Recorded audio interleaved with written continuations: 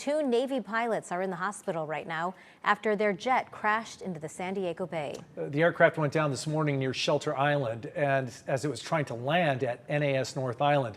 We have 2 reports tonight. Richard Allen is here with a look at the past incidents with military aircraft, including some in the San Diego area. But we begin with Esmeralda Perez live on Shelter Island with new details about this morning's crash. Esmeralda? Well, Carlo, Marcella, you could probably see from a distance behind me, there's crews and boats patrolling the area as the jet is still underwater. Now, to give you some perspective, the crash happened just off Shelter Island, which is not far from Kona Kai Resorts, other hotels and restaurants from here. And as for the people that I spoke to, they're just in shock and disbelief that something like this could happen here. Impact from the sky into the water. A EA-18G Growler crashed down into water off Shelter Island this morning during a landing attempt. Both pilots ejected moments before impact, and thankfully a fishing boat was in the right place at the right time. We did find some good Samaritans, had recovered 2 pilots from the water.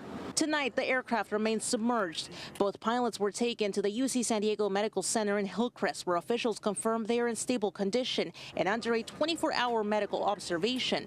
I've never seen anything that crazy, and I keep on thinking a couple hundred feet more over that way west and then it would have been into the buildings. Drew Cossey works for a boat club at Harbor Island and described the harrowing moments as the plane went down. I specifically remember seeing a fighter jet just going pretty much straight down, almost completely vertical, and the noises where I heard it was sounding like a full afterburner of the jet, and after it crashed, it just completely, like maybe a few moments later, then it went completely silent. Others in the area share similar disbelief. Kim Dumas works nearby and was stunned. It's just shock. You don't ever expect an airplane to be crashing so close to you. And I mean, look how close we are to Kona Kai. I mean, it could have landed right here. This orange barrier is called a boom. It's used to contain debris, oil, and fuel from spreading after crashes like this. The San Diego County Department of Environmental Health and Quality issued a closure for Lawrence Street in Point Loma in the Kellogg Beach shoreline because of reports of jet fuel in the water. The area will reopen once testing confirms it's safe. Anytime there's an aircraft accident like this, there is a little bit of a concern about the maritime environmental impact.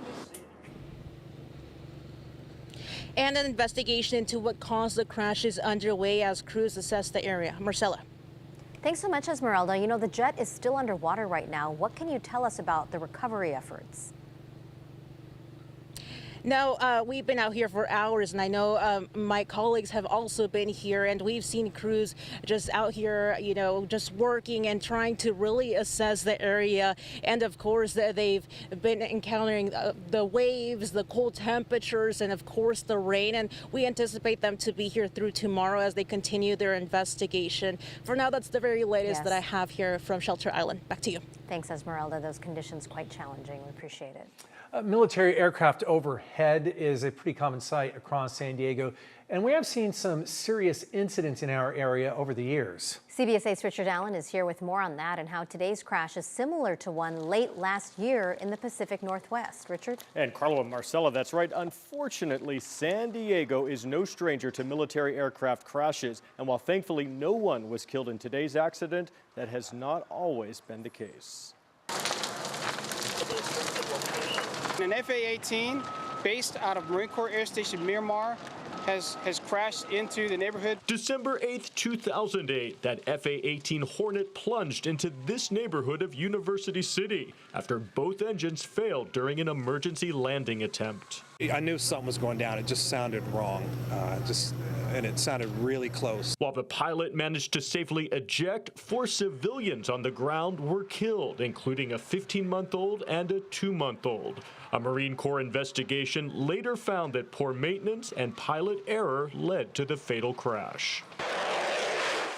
In October of last year, a U.S. Navy EA-18G Growler, similar to the one in today's accident, crashed east of Mount Rainier in Washington State. Lieutenant Commander Lindsay Evans and Lieutenant Serena Wildman, both 31-year-old combat veterans, were killed. It is a tragedy. I pray for their families. The cause of that crash remains under investigation. In August 2023, a U.S. Marine Corps V-22B Osprey crashed during a training exercise in Australia, killing 3 Marines out of Camp Pendleton. That same week, an FA-18 Hornet jet crashed near Marine Corps Air Station Miramar, killing the pilot. The cause is still being investigated. And another Osprey crashed in June of 2022 in Glamis, east of San Diego, during a training mission. 5 Marines stationed at Camp Pendleton were killed.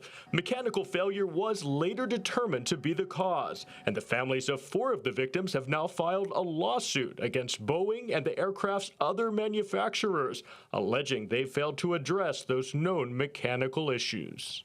And the V-22 Osprey, which was involved in that fatal accident in Glamis, has one of the worst safety records when it comes to military aircraft crashes. That's according to safety experts. Since the Pentagon bought the V-22 Osprey more than 3 decades ago, 64 personnel have been killed, 93 injured in more than 20 major accidents.